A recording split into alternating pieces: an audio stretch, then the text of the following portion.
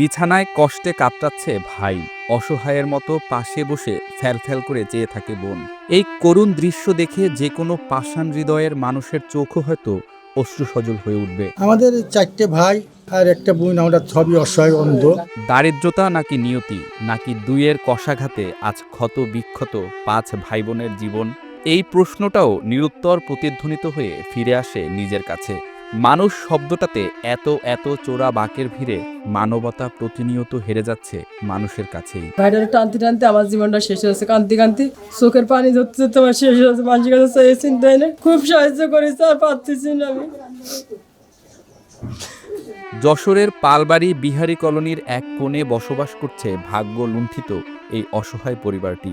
4 ভাই ও একমাত্র বোনের মধ্যে 3 ভাই ও বোন দৃষ্টি প্রতিবন্ধী। একমাত্র যিনি চোখে দেখতে পারতেন সেই তুকাব্বরও আজ 15 বছর ধরে এক ভয়ঙ্কর চর্মরোগে আক্রান্ত। তার সঙ্গে যুক্ত হয়েছে মানসিক ভারসাম্যহীনতা। চিকিৎসার অভাবে তার শরীরে পচন ধরেছে। তিলে তিলে মৃত্যুর দিকে ঢলে পড়ছেন তিনি। যাদের দুবেলা দুমুঠো ভাত জোটে না, তাদের কাছে চিকিৎসা যেন অধরা স্বপ্ন। আমাদের অবস্থা হলো আপনার 4টে ভাই, একটা বোন, আমরা অন্ধ। ও যে অসুখে পড়ে গেছে, উনি আমাদের দেখে শুনতো, আল্লাহ পাক এমন কায়দায় করেছে ওনার চলার শক্তি নেই।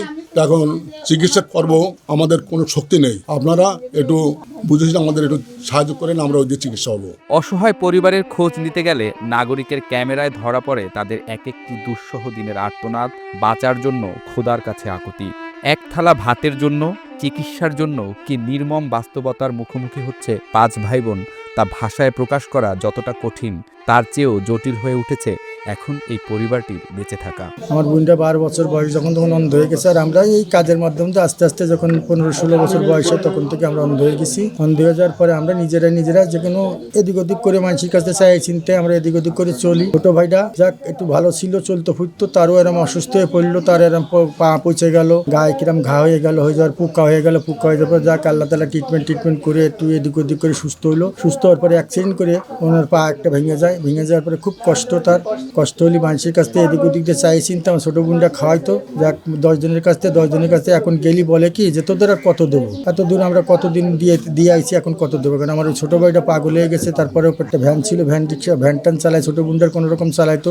তাও এখন অসহায় ঠ্যাং ভ্যাং ভেঙে বাড়ি ঘরে বসে রয়েছে। তার আমরাও নিজেরাও অসহায়, আমরাও নিজেরাও কানা মানুষ, কত দূর চালাবো, যতদূর পারিছি টুকটাক চালাইছি, এখন চালাতে আমাদের সামর্থ্য নেই। স্থানীয় বাসিন্দারা জানান, কখনো কেউ দয়া করে খাবার দিলে তারা খেতে পান, না হলে অনাহারেই কাটে রাত আর দিন।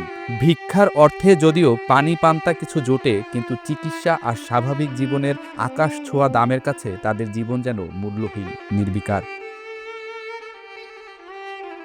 তবুও দিন শেষে মানুষের পাশে আসলে মানুষই দাঁড়ায়। মানবিক বিপর্যয়ের মুখে এই অসহায় পরিবারের চোখে আশার আলো হয়ে উঠেছে আমরা সবাই এক নামের একটি সামাজিক সংগঠন। আমাদের একটা সামাজিক সংগঠন আছে, আমরা সবাই এক সামাজিক সংঘ। তো আমাদের সংগঠনের একজন সদস্য এখানে বাসা। আমরা খোঁজ পাই যে এই পরিবারটা আসলে চিকিৎসার অভাবে ধুকে ধুকে মরে যাচ্ছে। তারা ঠিকমতো খেতে পারে না, একদিন রান্না করলে 4 দিন পরে আবার রান্না করে। তারা খেতে পারে না, ওষুধ কিনতে পারে না। এমনকি এই পরিবারের একজন লোক নাই যে আসলে সমাজের বিত্তবান বা সামাজিক ব্যক্তিত্ব বা রাজনীতিবিদ বা সরকারি বিশেষ যে বরাদ্দ থাকে তাদের কাছে যে আবেদন করবে যে তাদের চিকিৎসার জন্য বা তারা দুমুঠো খেয়ে বেঁচে থাকার জন্য যে আবেদনটা করবে, সেই আবেদনটা করার মতন এনাদের কোনো লোক নাই। এই খোঁজটা পাওয়ার পরে আমরা এখানে আসছি, আমাদের সংগঠনের পক্ষ থেকে আমরা খোঁজ খবর নিচ্ছি এবং মানুষের কাছে এটা জানানোর চেষ্টা করতেছি এই পরিবারটা আসলে অসহায় এবং মানবতার জীবন যাপন করছে। তাদেরকে আসলে আমরা শুনেছি এই পরিবারের কাছে এসে যে তার শরীরে অত্যন্ত ঘা পাসরা গন্ধর কারণে ডাক্তাররাও তাকে শোয়ে না, তাকে দূরে ঠেলে দেয়। তো আমরা আসলে মনে করলাম যে আসলে এনাদের পাশে আমাদের দাঁড়ানো দরকার। তো আমরা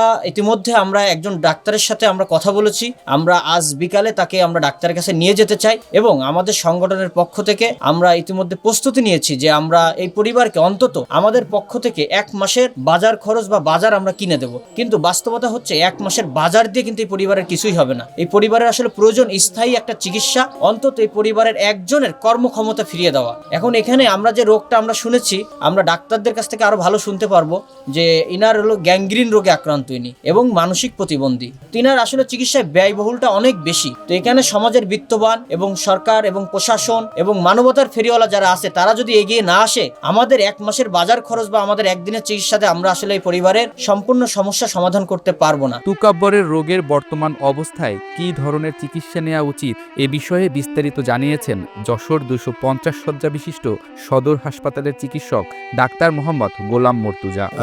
যে রোগীটা এসেছে সে রোগীটার একটা চর্মজনিত রোগ এবং সেটা দীর্ঘমেয়াদী, অর্থাৎ 15 বছর ধরে উনি চামড়ার যে উপরের পর্দা আছে সেই পর্দার হাইপার ক্যারোটিড অর্থাৎ পর্দার যে লেয়ারটা আছে সেটা অনেক পুরু। এটারে আমরা বিভিন্ন ধরনের রোগের সংজ্ঞায়িত করি, পিটারাইসিস রুব্রা পিলারিস, ডেরিয়ার ডিজিজ বা ট্রিম্যান, যেটা আমরা বিগত দিনে বার্ন ইনস্টিটিউটে একটা রোগীকে দেখেছি যে এই রোগীটার চিকিৎসাধীন ছিল আমাদের, আমি যদি ভুল করে না থাকি, সাতক্ষীরার দিকে বাড়ি। সেই রোগীটার মতোও কিন্তু হতে পারে, কিন্তু এর জন্য আমাদের কিছু পরীক্ষা নিরীক্ষা বা সুপার স্পেশালাইজড জায়গায় এটাকে নিয়ে যেতে হবে। আরও একটা এর সাথে কোরিলেশন আছে, তার যে পরিবারের 6 জন সদস্য আছে, 6 জন সদস্যই 12 বা 13 বছরের পর থেকে অন্ধ হয়ে গেছে।